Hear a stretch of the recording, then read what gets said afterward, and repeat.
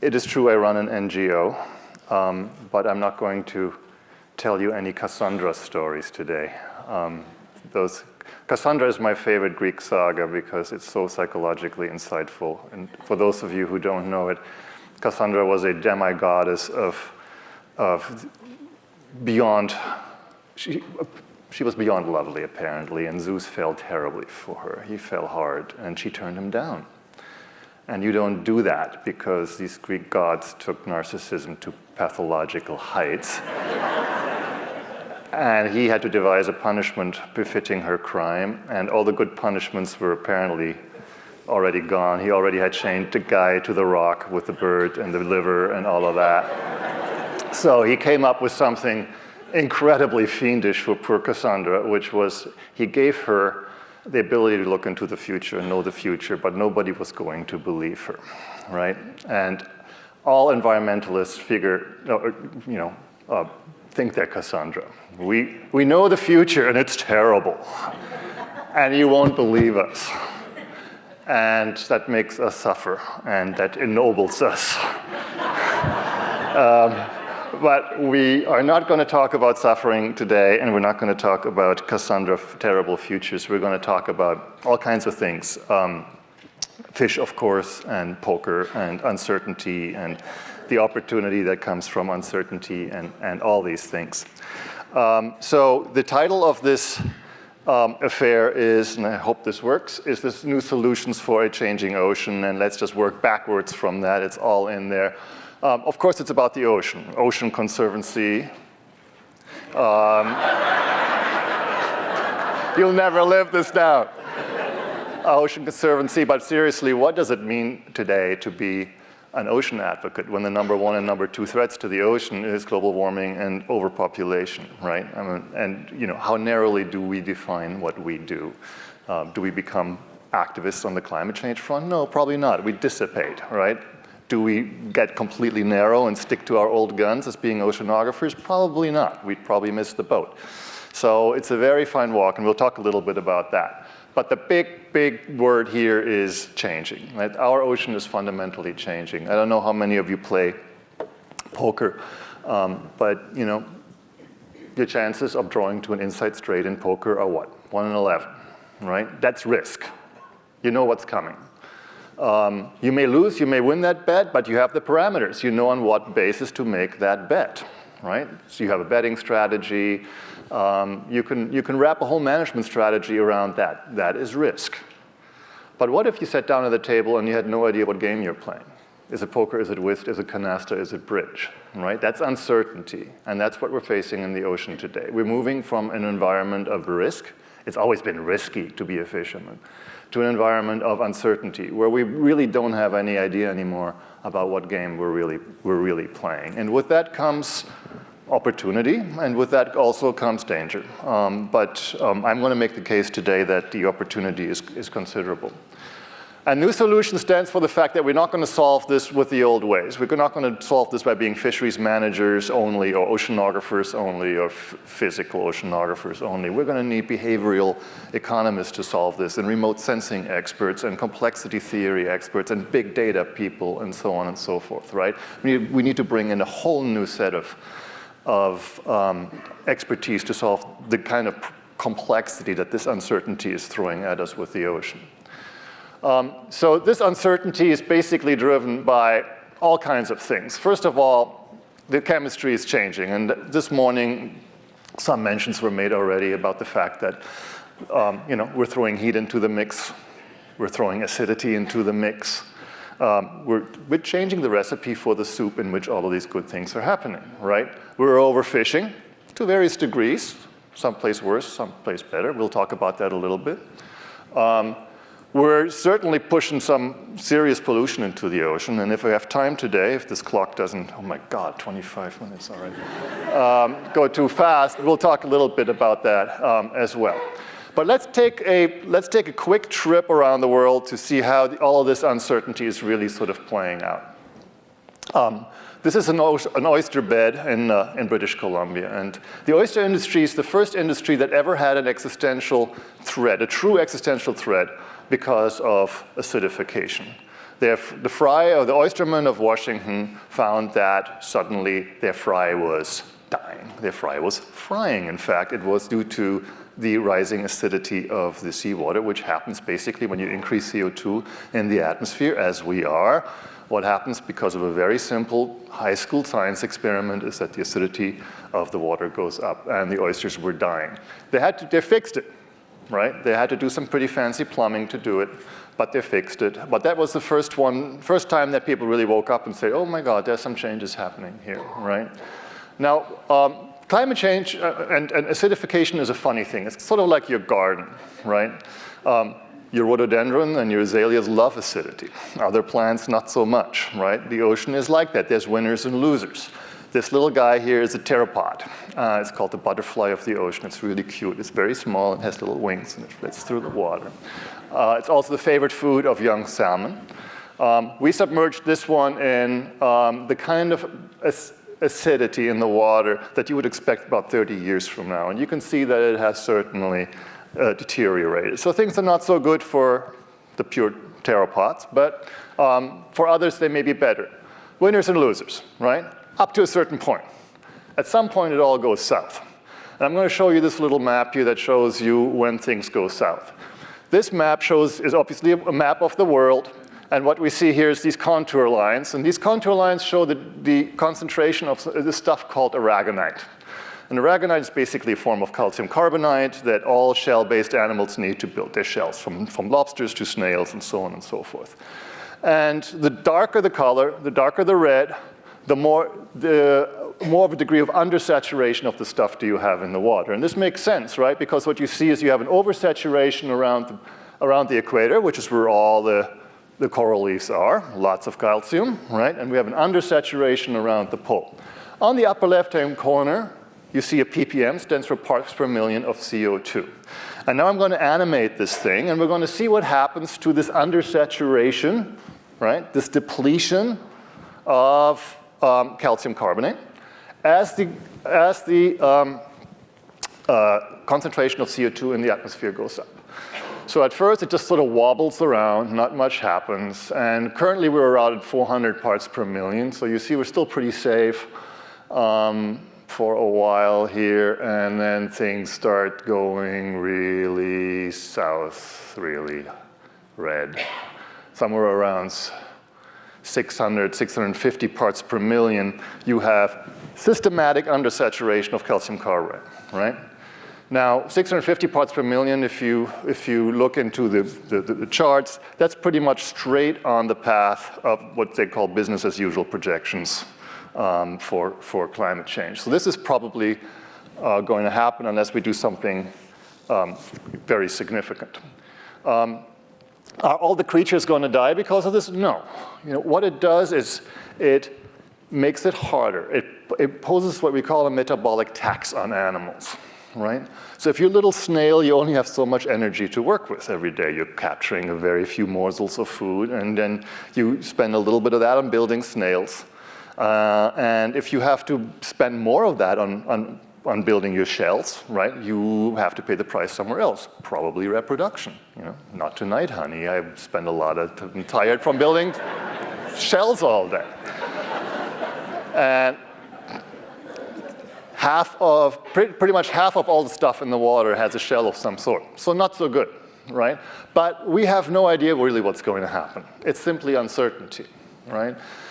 We have already seen some real stochastic behavior, some real ups and downs, some uncertainties in the water and fish that we did not ever see before. This is salmon in California, and you know that 10 years ago there was a complete bumper crop. They couldn't get rid of it, and then the next year it disappeared. This had never happened before. And since then it's been wildly fluctuating. Why? Is it because their favorite food has disappeared? Is it because of subtle changes in currents? No historical precedent. You know, have they been wiped out? No. Are they coming back? Yes, sometimes for a few years, but in all greater uncertainty. Let's move over to the East Coast, to the Gulf of Maine. This little guy is called a haddock. It's a ground fish. And what happened here was the scientists from NOAA came in 2 years ago, 2012, and they do what they do, which is they do a stock assessment. They look at all the data and they turn the crank and this very complicated statistical model, and they figure out how many fish are in the sea, right? And then they turn the crank again and they say, this is how many we can take out. And we call that maximum sustainable yield. And then they tell the fishermen that, and they say, we'll be back in 4 years, boys, you go. So a year later, 2013, the fishermen went and tried to get to that quota. They caught 4%. That's all they could get, right? What happened? We don't know. Again, did the fish go south? Did they go north? Did they go east? Did they go down? Did their food disappear? We have very good indication that what's going on, though, has to do with the fact that the water is getting warmer. And I'm going to show you, I promise no complicated charts, but this basically, sorry about that, it's the only one of the kind. But it makes a very important point. Point number one is that stocks are shifting. This is basically a time series, and these are degrees of latitude. So over the time, you see the shift across the degrees of latitude, and there's an unmistakable trend of most stocks going north. There's two kinds of stocks, right? Those that shift easily and those that shift not so easily. These are the shifting ones, and to the right you have the non-shifting ones. And we basically looked at how are they different in terms of their maximum lengths, the age to maturity, their length at maturity. And what comes out is that the shifting species are basically smaller, younger, shorter lived, and so on. It's basically the prey is moving much faster than the predator. And if you look at it, that's true. The plankton in the last decade has shifted for as much as 1,000 nautical miles. What we call forage fish, like your anchovies, maybe 400. And the predators more in the 40 to 100 of those that have shifted. So what you're seeing now is a decoupling, right, of prey and predator. Now, is that necessarily bad? Who knows? The prey will be eaten somewhere else, right? The ocean, of all things, is incredibly resistant.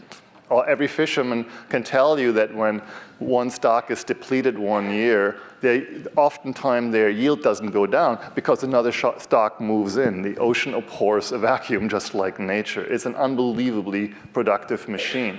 So all we know here is, yes, they're shifting all over the place. Yes, there's a certain disaggregation of prey and predator. It's not incredibly confidence-inspiring, right? But I cannot tell you whether or not this is, in some way fundamentally going to be destructive. I hope it isn't, but we'll see. So, but what that means is something very interesting, and here we come to the opportunity piece, right? So this is your basic, we call it trophic pyramid, right? Trophic meaning the layer of the types of animals. You have at the bottom, you have your algae and your little snails, and your top, you have your top predators. Slime to prime, right? We take out, this is an unbelievable machine, right? Every year we take out about 100 million tons of food. I can't even imagine what 100 million tons of seafood looks like. Probably not very good, but we take out 100 million tons of seafood. You know how long it takes the ocean to make 100 million tons of biomass at the slime level? 10 hours. 10 hours. There is, just imagine the photosynthesis that happens in the absence of gravity. All the energy can be basically used to convert sunlight into biomass. It happens at an epic scale, right? And then all of that over this huge area, 2/3 of the planet.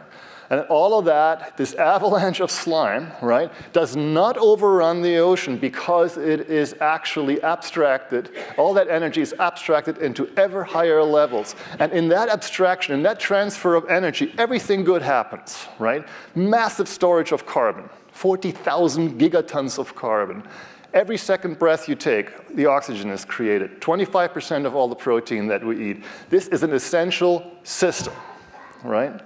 And now what's happening, and we have traditionally managed the system by saying, all right, let's figure out how many tuna there are and then how many we can take out. And let's figure out how many shark there are, how many groupers there are. And now what we're facing is a situation where we have no idea where those groupers are. They're shifting all over the place. Single species management may not be possible anymore. And now things get interesting because we have always dreamt that one day we could manage this thing as a system, as one system, rather than as an aggregation of different species, as an interdependent system. But we always had trouble because the thing is too complex. By the time you understand every last species, and then how they interact with each other, and then how the layers interact with each other, and then all of the geochemistry on top of it, you're starting to violate Heisenberg's uncertainty principle, right? You can know where a fish is and how fast it's going, but you can't know both, whatever.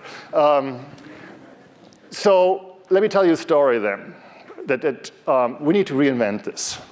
And actually our group is going to spend 2 years with the best people in the world trying to figure out how to reinvent this.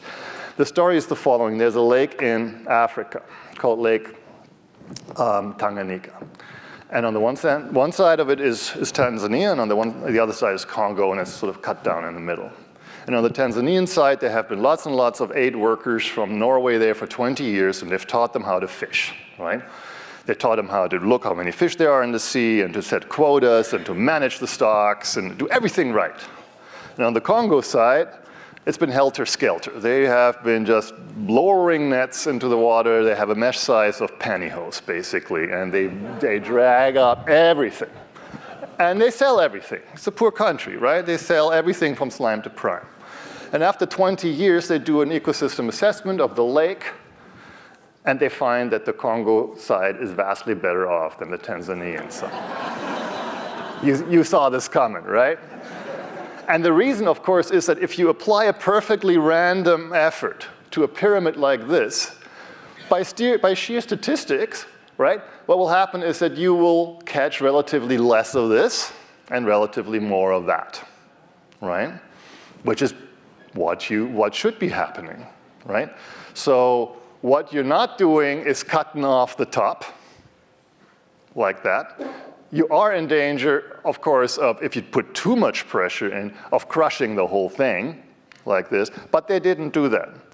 So there's some lessons here. I'm not saying that we should, from now on, apply completely random fishing pressure to the oceans, because oceanic fishing is all about selectivity. You're going after your swordfish, and you're going after your tuna, and so on and so forth, right? But we're going to have to rethink on how to work this pyramid in a way that is completely different. And climate change is forcing our hand in that, because it's going to force us to manage this as a true system. And maybe we can do this in a way that's not more complex, but actually much simpler, much more flexible, much more adaptive, much faster feedback cycles for the fishermen than we're doing it today. Maybe if we manage this not to individual species, but to resilience, robustness, integrity, the slope of this thing, the number of layers in this thing, the presence of predators, maybe with a few really well-administered metrics, we can learn how to manage an ocean system in a much better way than we're currently doing it, and while being much simpler at the same time. That gives me hope. And the technology is just going crazy. I mean, ocean, we saw a beautiful curve, I think you showed it, of how some technologies just go down. Oh yeah, it was the genome technology, go down in cost much quicker even than Moore's law. If you look at ocean observation system, big data systems, all the stuff that we know that we need to manage this complex system better than before, we have it, or we're going to have it soon. So that's the deal with commercial fisheries. 11 minutes, whoa.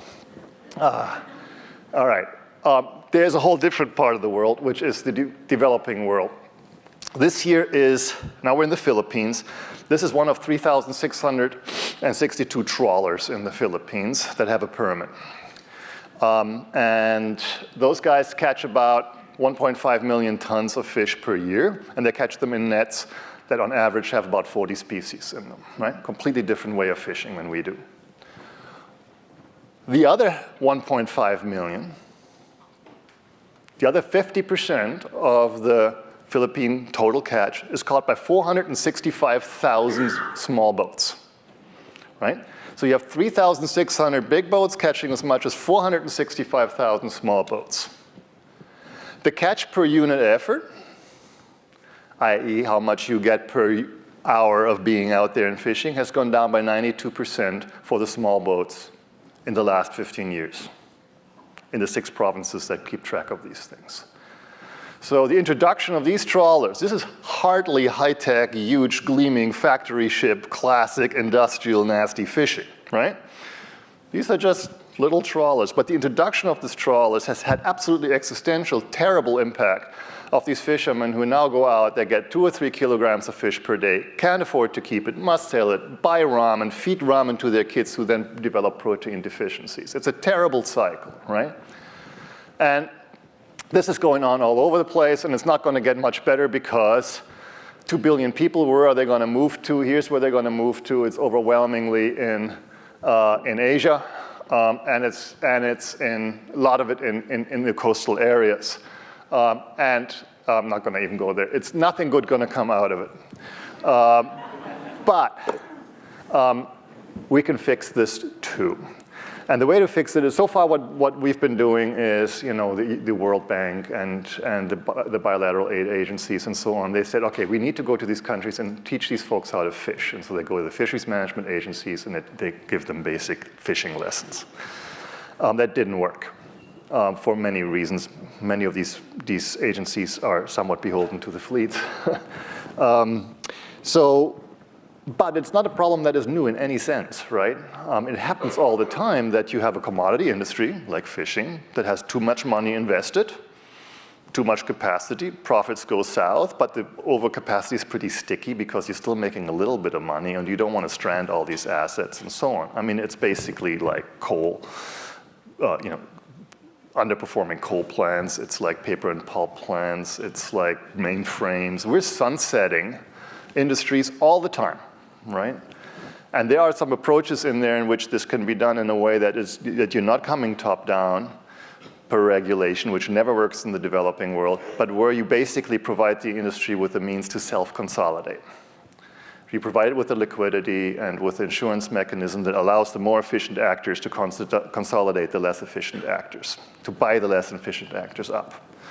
And there's various approaches that have been tried, and so we are working with the bank and with other people that collectively put hundreds of millions of dollars into this. This is a big problem. Right? This is one of the big development problems, to figure out how to get the fleets themselves to, as a matter of economic self-interest, contract, get the underperformance out of the water, recover the fish stocks, and become profitable again. Because the really great thing, and again, this gives you hope about fisheries, is typically the ecological interest and the environmental interest, the economic and the ecological interests are completely aligned, right? Your most profitable fishery is one that is managed sustainably. There's very few places where that is the fact so starkly, which makes you think about worry about sort of the craziness of why overfishing happens in the first place. So I think there's hope there too, and people are really starting to come around to rethinking that problem fundamentally. So let me go, I do have 6 minutes, which is wonderful. Let me go to one last thing, which is not strictly to do with food at first, but it does have to do with it. You've heard about the famous North Pacific Gyre, right? It's where all your trash goes. It's not where all your trash goes.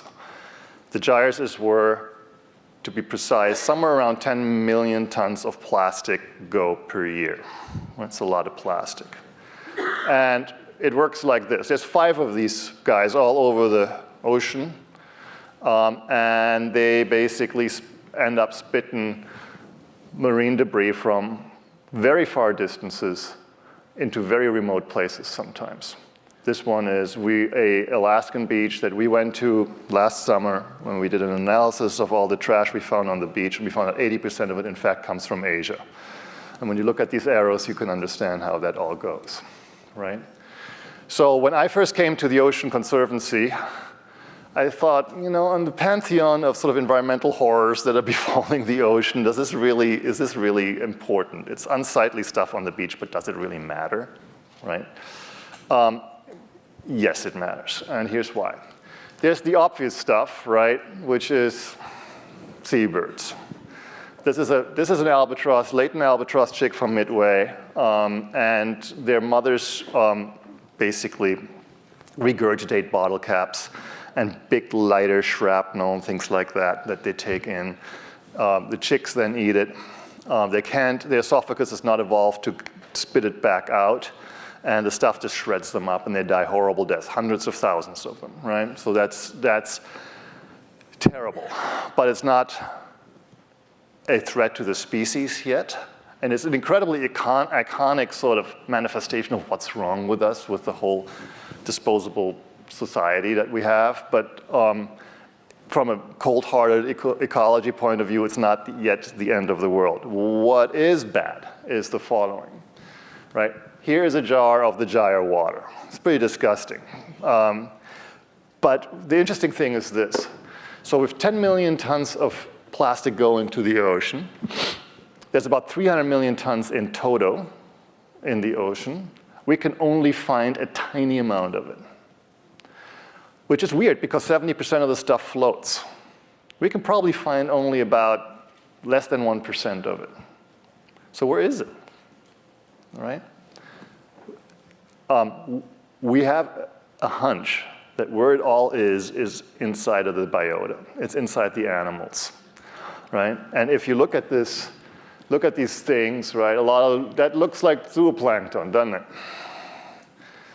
Little shiny white gelatinous pieces of stuff. And if you're an anchovy, that looks pretty good, right? And there's this thing called the biological pump, right? And so life in the ocean is created pretty far up.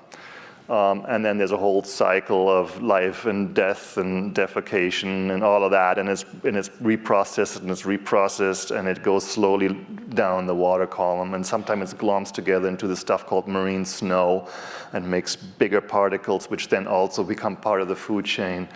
And it appears that most of this plastic basically gets just beautifully and efficiently integrated into this vast, great machine, this energy conversion predatory machine called the ocean, right?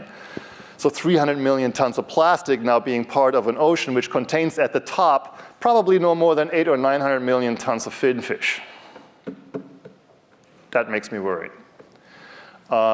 So that's actually, so where's the opportunity in that? Well, I don't know. The opportunity in that is to get our, you know what, together. We really have looked into this with top people from the plastics industry and so on. You can't design your way out of this. You can't recycle your way out of this. There's only one way to stop this, which is to stop the leakage.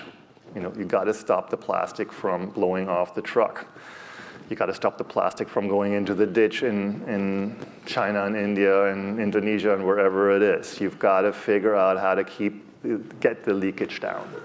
And that's gonna be a Herculean effort. But this stuff, you know, if we can prove this, that all this plastic is really systematically poisoning the ocean biota, then we have a real issue, and then we can actually get some massive action, I hope. Not alone. Again, this is gonna be you know, a big collaborative effort that we're gonna have to get into. But just to summarize, this, you know, this is a bit of a doozy, and I'm not seeing my way completely to the end of this yet. But when you hear these talks about the Armageddon and the oceans are disappearing and so on, be quite careful, right? What we're seeing in the oceans, yes, there's signs of trouble. Yes, there's new levels of uncertainty, but the ocean is also an unbelievably resilient system. And we have increasingly the tools to manage such a system in all of its complexity. You know, the single, I think the most fundamental question of it all is, are our tools of managing uncertainty growing at the same rate as the rate at which we're introducing that uncertainty into the systems, right? That's sort of like that's the meta question, and I think we'll be able to do it. at least on the ocean side. Thanks very much.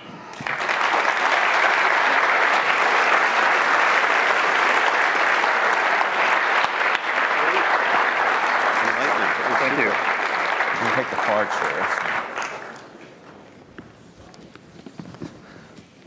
Well, by now you all know the drill. If you have a question, raise your hand and one of the mic holders will come find you. And when you ask the question, we ask that you stand. So is there anyone out there who's ready? So we have one right here, number 2. Yes, if you don't know how much of it there is, how do you know you're only funding 1%? We know how much there is. We know that 10 million tons a year are going into the ocean, roughly. And we know that there's probably cumulatively about 300 million tons in the ocean, just by looking back as to what the production curves of plastic have been. So that has been, from a volumetric perspective, established. We just can't find the stuff. Once it goes in the ocean, we don't know where it is. That's the problem. I think there was another question over here. There was a hand anyway. Yeah. If we could get a mic over to that woman.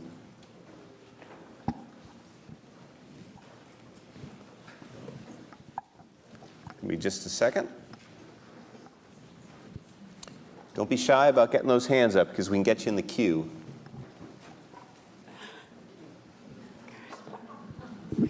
There we go.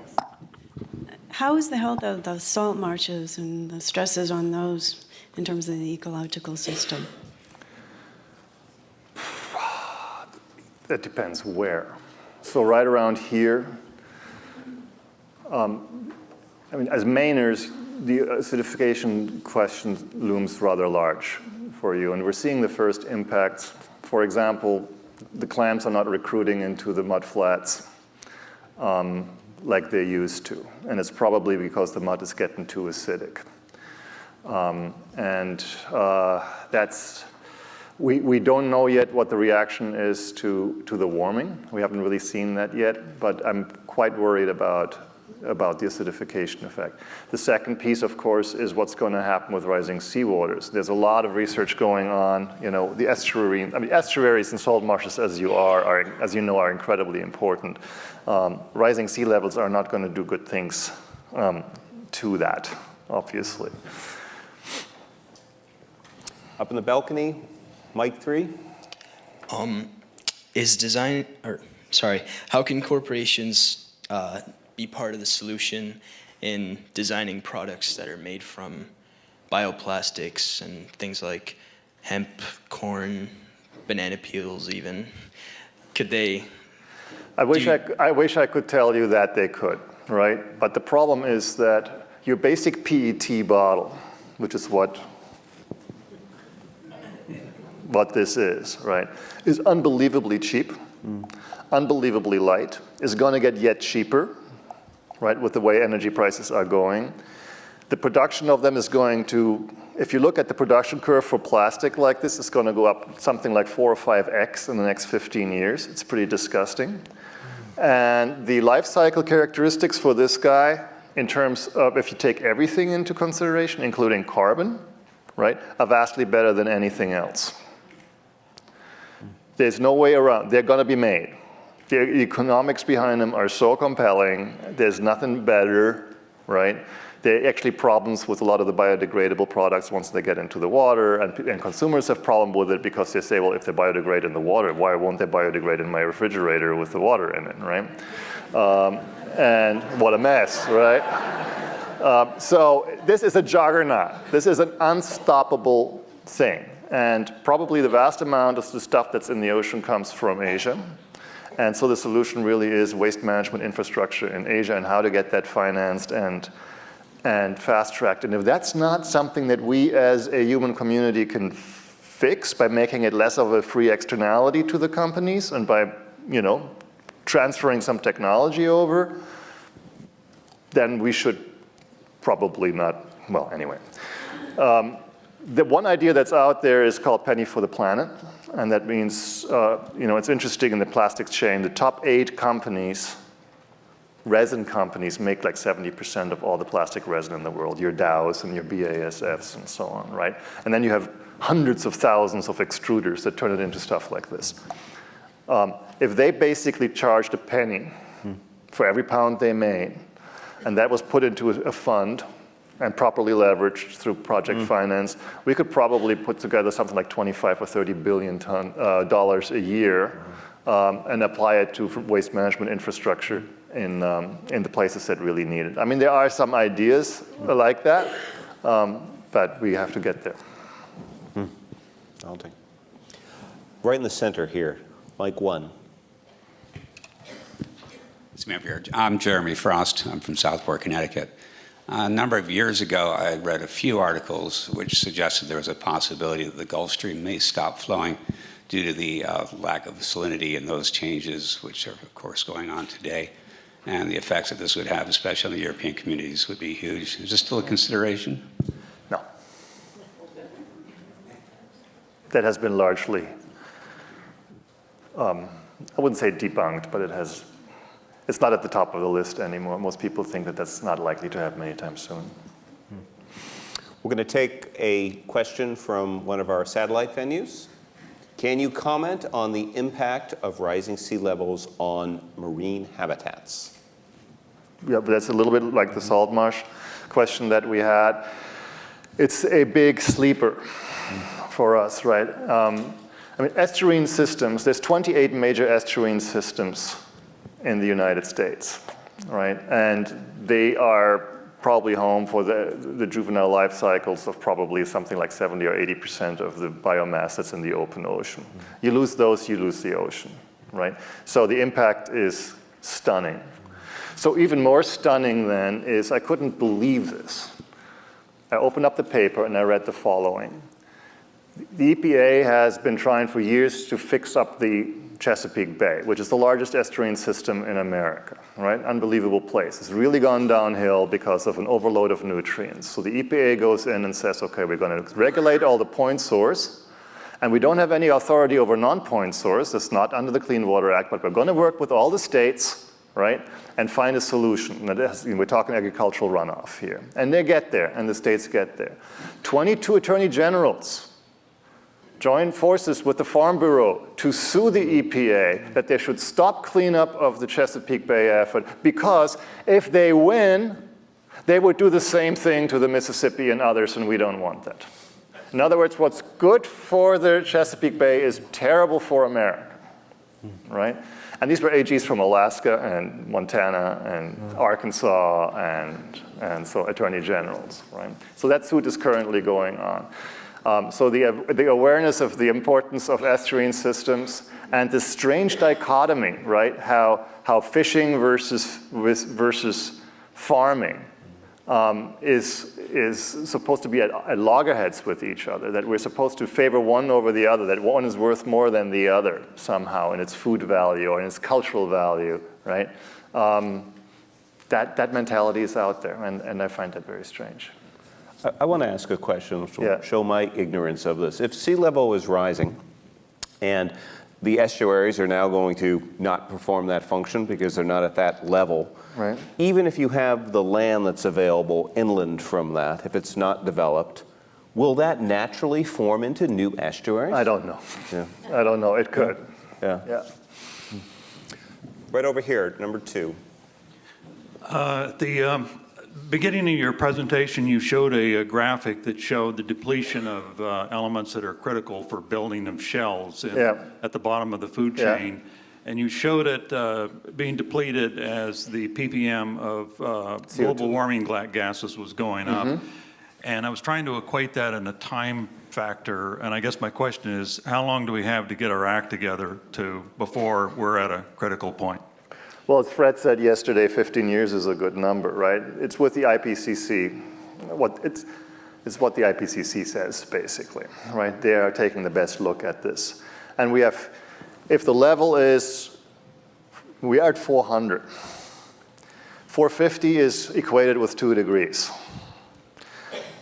Every climate model shows an overshoot at first to 500, 520, 530, and then bringing it back down. We're not going to avoid overshooting 450, and that's okay. We can for a few years, but then we need to bring it back down, and then we need to bring it way below, because CO2 sort of accumulates in the atmosphere for a very long time before it gets dissipated back into the oceans and so on and so forth.